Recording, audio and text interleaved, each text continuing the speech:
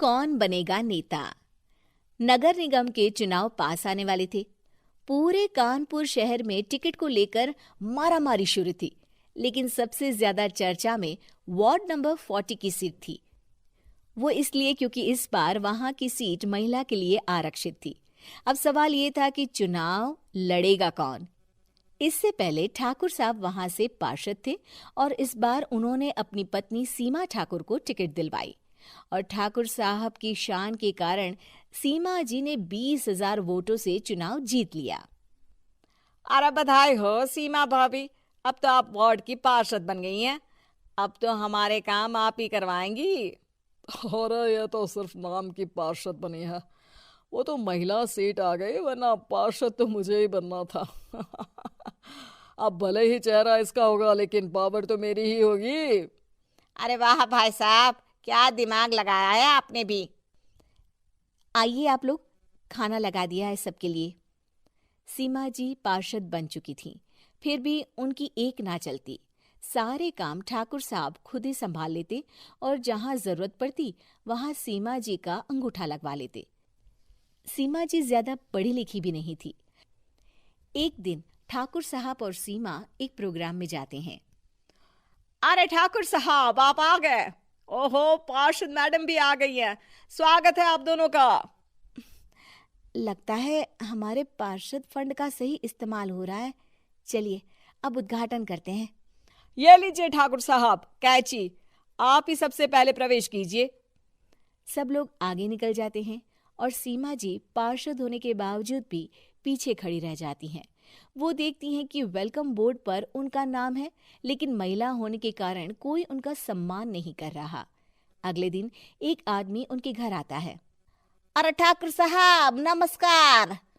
कल ना हम नोटिस किए कि हमारा घर तो अवैध है और नगर निगम वाले उसे तोड़ने आ रहे हैं। अरे कुछ कीजिए ना ठाकुर साहब। देखो भाई, मैं तो ज्यादा कुछ कर नहीं सकता, पर अगर तुम सबकी जेब गर्म कर दो तो कुछ हो सकता है। कुल मिलाकर 4 लाख लगेंगे। अरे 4 लाख ठाकुर साहब? अरे भाई, मैं अपने लिए नहीं मांग रहा हूँ। दरोगा है, इंजीनियर बाबू है, बड़े साहब है, सबको देना पड़ता है ना थोड़ा थोड़ा। बोलो है मंजूर? तभी वहां अचानक सीमा जी आ जाती हैं। अरे ये आप क्या कर रहे हैं? पहले इन्हीं लोगों से तो आपने वोट मांगे, अब इनसे ही पैसे ले रहे हो।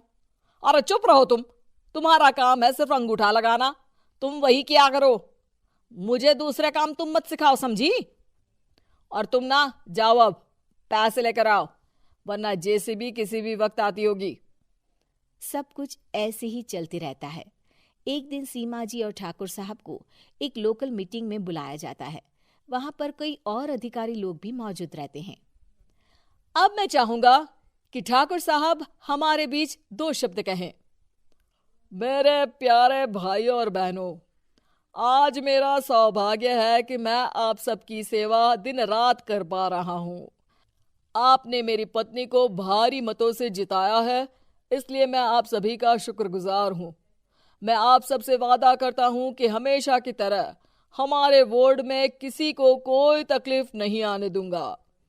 सभी लोग तालियां बजाने लगते हैं। अब मैं माननीय पार्षद मैडम को स्टेज पे बुलाना चाहूंगा। अपने नाम को बुलाया सुनकर सीमा जी एकदम चौंक जाती है। उन्हें बिल्कुल उम्मीद नहीं थी कि इतनी बड़ी जगह उन्हें मंच पर बुलाया जाएगा। जैसे तैसे वो मंच पर चढ़ती हैं। ऊपर जाते ही सीमा जी को सारी पुरानी बातें याद आ जाती हैं कि किस तरह उनके पति उन्हें कभी भी आगे बढ़ने नहीं देते और उनके नाम से गलत काम करते हैं। वो बोलने लगती हैं। मैं आपके वार्ड की पार्षद सीमा हूं। आप में से बहुत कम लोग ही मुझे जानते होंगे, क्योंकि इससे पहले मुझे कभी ऐसा मौका ही नहीं मिला। सारे मौके मेरे पार्षद पति यानी आपके ठाकुर साहब ही लेते रहे, लेकिन आज ये मौका मुझे मिला है तो मैं इसे ऐसे ही नहीं जाने दूंगी। मैं आपको ये बताना चाहती हूँ कि आपके ठाकुर साहब मेरे नाम की आड़ में गैर कानूनी काम करते हैं, जिस पर अंगूठों के निशान मेरे होते थे। इसीलिए मैं अपनी गलती मानती हूँ और आज अपने पद से इस्तीफा देती हूँ, ताकि आगे से कोई गलत काम ना हो पाए। अब फैसला आप सबके हाथ में है कि आप हमें क्या सजा देना चाहते हैं। सीमा जी की बातें सुनकर ठाकुर साहब के चेहरे का रंग उड़ जाता है और वो शर्म से मुंह नीचा करके वहां से चले जाते हैं और पद से इस्तीफा देकर ही सही सीमा जी अपने आप में आत्मविश्वास महसूस करती हैं।